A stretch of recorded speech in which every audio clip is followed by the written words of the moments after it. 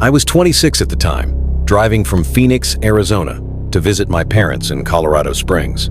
It's about a 12-hour drive if you don't stop, but I'd left late in the day, and by the time I hit northern New Mexico, I was exhausted. My eyes were heavy, and I knew I wasn't going to make it safely without pulling over somewhere. The highway was almost completely empty at that hour. I passed one exit with nothing but a gas station, but the next one had a glowing neon sign. Desert Sun Inn, vacancy. It looked cheap, but that was fine with me. I just needed a bed for the night. The parking lot had maybe 6 cars scattered around, though I didn't see anyone outside. The office was lit up by harsh fluorescent lights, and a bell jingled when I opened the door. The clerk was an older woman with thick glasses. She barely looked up when I asked for a room. Her voice was flat, almost rehearsed. "Single bed? Non-smoking?" I nodded, and she slid a keycard across the counter. "Room 12, she said, then added almost as an afterthought. "Back corner."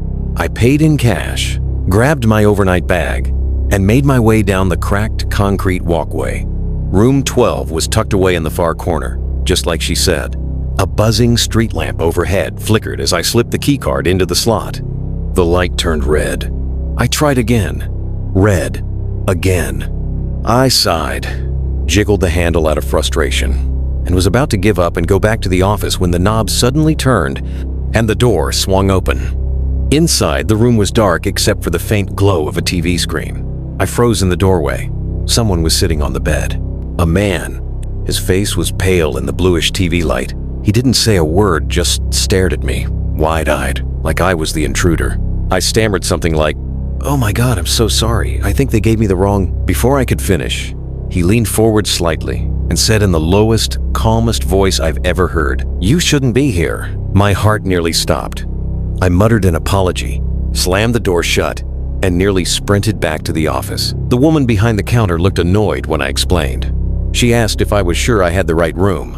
When I insisted, her face twitched, and she slid me another card. "Room 14, she said. "Try that one." I didn't ask questions.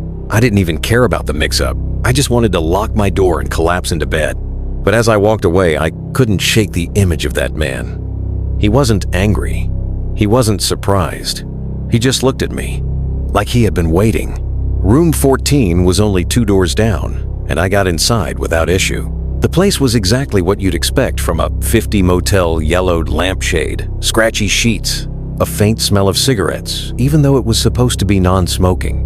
Still, I double-locked the door, drew the curtains tight, and dropped onto the bed with a sigh. I was still rattled from walking in on that man. The way he looked at me kept replaying in my head how calm he was, how deliberate. I tried to brush it off. Motel mix-ups happen, right? The clerk probably screwed up. But then I remembered something that didn't sit right. When I opened the door to room 12, the TV was already on, and the way the man was sitting there, completely still in the dark, made me wonder, had he even checked in? Or was he just there? I got up, checked the door chain, then sat back down on the bed with my phone. It was almost midnight, and I debated calling my mom just to hear her voice. But I didn't want to wake her. Instead, I turned the TV on for background noise, trying to convince myself I was overreacting. That's when I heard it. A soft knock. 3 slow taps on the door. I froze. The remote still in my hand. At first, I thought maybe it was a mistake, someone drunk, knocking on the wrong door. But then it came again. Louder this time. I crept closer to the door, careful not to make a sound. I peered through the peephole. The hallway was empty. I held my breath waiting. 30 seconds passed. Then a minute. Finally, I backed away, trying to convince myself it was nothing. I sat back on the bed, pulling the blanket around me, when suddenly, another knock. This time from the adjoining wall, room 12. My chest tightened. I knew it had to be the same man. He was right there, separated from me by nothing but drywall. The knocking continued, slow and steady, like he knew I could hear it, like he was doing it on purpose. I turned the volume on the TV all the way up to drown it out, but it didn't help. The knocks were getting louder, more insistent. Finally, I snapped. I called the front desk. The woman answered in the same flat tone as before. I tried to explain, my voice shaking. "There's someone in room 12. He's knocking on my wall. He's messing with me. Can you please send someone to check it out?" There was a pause on the other end. Then she said, almost too casually, "Room 12 isn't occupied." I went cold. "What?" "No, there's someone in there. I saw him." Another pause. Then, "Ma'am, I think you should get some rest. You're probably tired from driving. Nobody's checked into 12 tonight." She hung up before I could argue. I sat there in the flickering light of the TV, my heart racing as the knocking finally stopped. But I knew I wasn't imagining it. Someone was in that room, and he knew I was here. I barely slept. Every creak of the walls, every flicker of the old air conditioner made me jolt upright. By around 4 a.m., I couldn't take it anymore. I decided to leave, even if it meant driving half asleep through the dark desert. I just couldn't stay in that motel another second. I shoved my things into my bag, quietly unlatched the chain, and eased open the door. The walkway was silent, the buzzing streetlight still flickering overhead. But as I stepped out, I froze. The door to room 12 was cracked open. Not much, just an inch, maybe 2. Enough to see that the TV inside was still on, casting that bluish glow across the carpet. I held my breath, waiting for movement, but nothing. Slowly, I edged past, clutching my bag tight, praying whoever was in there wouldn't come out. I made it to my car, slid inside, and locked the doors.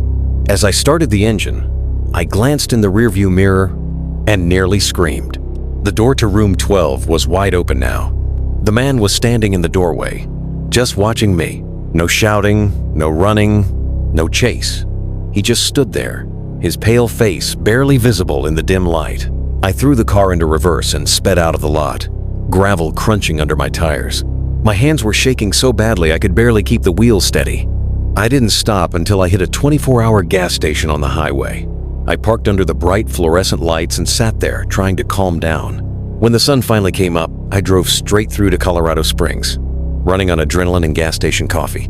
Later, when I told my parents what happened, my dad insisted I call the motel to complain. I didn't want to, but he kept pushing, so eventually I gave in.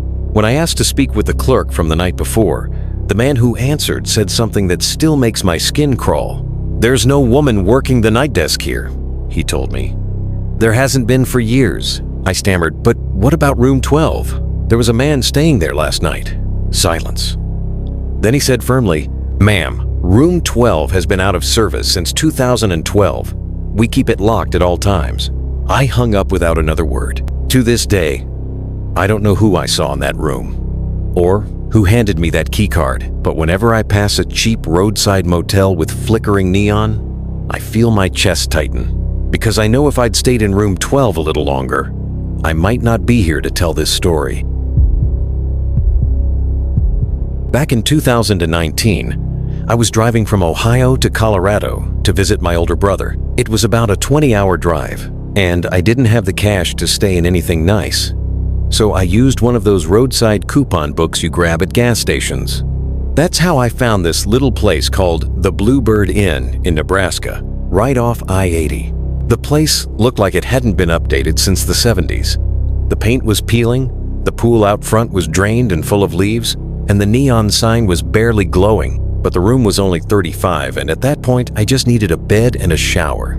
The lady at the front desk gave me a key to room 8. She barely looked up from her cigarette as she slid it across the counter. When I got inside, the room was about what I expected. Sagging mattress, stale smoke smell, carpet that probably hadn't been shampooed in decades. But I was exhausted. I threw my bag on the chair and collapsed onto the bed.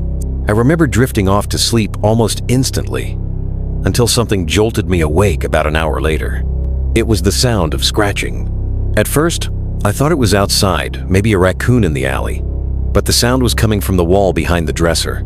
Slow, deliberate scratching, like nails dragging across wood. I sat there in the dark, straining to listen. Then it stopped. Just when I started to relax, I heard a faint thud. Then another, coming from inside the wall. I froze. The sounds kept going scratch, thud, scratch, like someone or something was moving around in there. I tried to tell myself it was just plumbing or maybe a rat, but deep down, I knew this was different. Finally, I got the nerve to move the dresser. It took everything I had to shove it a few feet to the side. That's when I saw it, a small wooden door. It was low to the ground, maybe 3 feet tall, with peeling blue paint that almost matched the motel sign outside. No knob, just a latch keeping it shut. My stomach dropped. I knelt down, listening. For a while, it was dead silent. Then, out of nowhere, bang! Something slammed against the other side of the door so hard it rattled the frame. I stumbled backward, nearly tripping over the bed. My heart was racing. I grabbed my phone and called the front desk, trying to sound calm. The woman answered in that same bored tone. I told her about the scratching and the door behind the dresser. She cut me off and said, "Don't go near that. Just stay in your bed and ignore it." Then she hung up. No explanation, no apology. Just stay away from it. I barely slept the rest of the night. Every few minutes there'd be another scratch, another faint knock, like someone testing the door from the other side. I kept my eyes glued to it until the sun came up. The next morning, I decided I was going to confront the front desk. I stormed down there, tired and pissed off, and asked the woman straight up what that door was. She looked me dead in the eye and said, "You don't want to know. Best thing is to leave it alone." When I pressed, she got defensive, even angry. "If you don't like the room, check out. Nobody's forcing you to stay." I should have left right then. But I was stubborn and honestly curious. Against my better judgment, I stayed another night. That was a mistake. Around midnight, I heard the scratching again. Louder this time, more aggressive. I tried to block it out, pulled the blanket over my head, but then came the sound that made my blood run cold. A click. The latch on the little door had opened. I sat up in bed, frozen. My eyes locked on the door as it slowly creaked open just an inch. Through the gap, I saw it. An eye, a pale, bloodshot eye staring right at me from the darkness. I bolted upright, grabbed my bag, and ran out of the room barefoot. I didn't even look back. I jumped in my car and peeled out of the lot, shaking so hard I could barely steer. I made it to a rest stop an hour down the highway before I could calm down. I sat in my car until sunrise, too terrified to sleep. The next day I tried to find out more about the Bluebird Inn. I searched online, and after some digging I found an old forum post from someone who had stayed there years earlier. They mentioned the same thing, hidden doors behind the dressers in certain rooms. One person even claimed they saw a man crawl out of one in the middle of the night, just standing silently in their room until they screamed. There were rumors the motel used to let transients or homeless people live in crawl spaces behind the rooms. Other people said darker things like the owners had been caught trafficking people back in the 80s. The place shut down during COVID and, last I checked, was demolished a year later. But I'll never forget that pale eye staring at me through the crack. I still wonder if I hadn't woken up when I did. If I had let myself fall asleep that night, would that door have opened all the way? I'm a long-haul trucker based out of Springfield, Missouri. I've been driving for about 10 years, so I've stayed in my fair share of motels along the highways of America.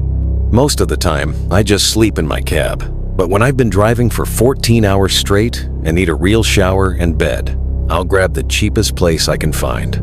That's how I ended up at a little place called Highway Rest Motel, just outside of Topeka, Kansas. It was the kind of place you only stop at because you're too tired to keep going. Neon sign half burnt out, peeling paint, maybe 6 cars in the lot. The guy at the front desk looked half asleep himself. He slid me a key for room 5, ground floor. I pulled my truck into the back lot and hauled my overnight bag inside. The room wasn't great. Stained carpet, flickering light, bedspread that looked about 30 years old. But it had a shower and a lock on the door, so that was enough for me. After washing up, I sat on the bed, scrolling through my phone, when I noticed headlights sweep across the curtains. A car had pulled into the lot. At first, I didn't think anything of it, but after a few minutes, I peeked out the blinds and saw the car hadn't parked normally. It was angled toward my room. The engine was off, headlights still on. Inside, I could just barely make out a figure sitting in the driver's seat. Not moving, just staring at my window. At first, I figured maybe he was waiting for someone. But 10 minutes passed. Then 20. That car never moved, and the guy inside never stopped looking. I shut the blinds quickly, telling myself I was imagining it. But every few minutes, curiosity got the better of me, and I peeked again. The car was still there. Engine off, headlights on, The driver sitting perfectly still. His face was shadowed, but I swear he was looking directly at my room. By midnight, I was too wired to sleep. My stomach was in knots. Who just sits in a car like that for hours? Finally, I decided to call the front desk. The same tired voice answered. I told him someone was sitting in the lot, shining headlights at my room. He sighed like he'd heard it all before. Probably just waiting on somebody. Nothing to worry about. That was it. No offer to check, no reassurance. Just brushed me off. I paced the room debating what to do. Around 1 a.m., I checked again. The car was still there. But now, the driver's seat was empty. My heart skipped. I scanned the lot frantically, but I didn't see anyone outside. No movement. No doors opening or closing. I backed away from the window, double-locked the door, and turned off the lights. My whole body was tense, ears straining for the sound of footsteps. At some point, exhaustion finally caught up to me, and I dozed off in the chair by the door. I woke up around 3 a.m. to the faint sound of gravel crunching outside. I crept back to the window, barely moving the blinds. The man was back in the car, sitting in the exact same position, headlights still pointed at my room. By dawn, I'd had enough. I packed my bag, threw it in the truck, and decided I'd rather be tired on the road than stay in that motel another second. As I was pulling out, I glanced one last time at the car. The man inside finally moved. Slowly, he turned his head and looked right at me. I caught a glimpse of his face for the first time in the rising light. He was grinning, not a casual smile, but wide, unnatural, like he'd been waiting all night just for me to notice. I floored it out of there, heart pounding. A few hours later, curiosity got the better of me. I called the motel and asked about the car in the lot. The desk clerk said there hadn't been any car parked there all night. I argued, said I saw it with my own eyes, headlights on for hours. He swore up and down there was nothing in the back lot. To this day, I don't know if that man was real or if my sleep-deprived brain was playing tricks on me, but I'll never forget that grin in the morning light. And since that night, I don't stay in roadside motels anymore. I'd rather sleep in my truck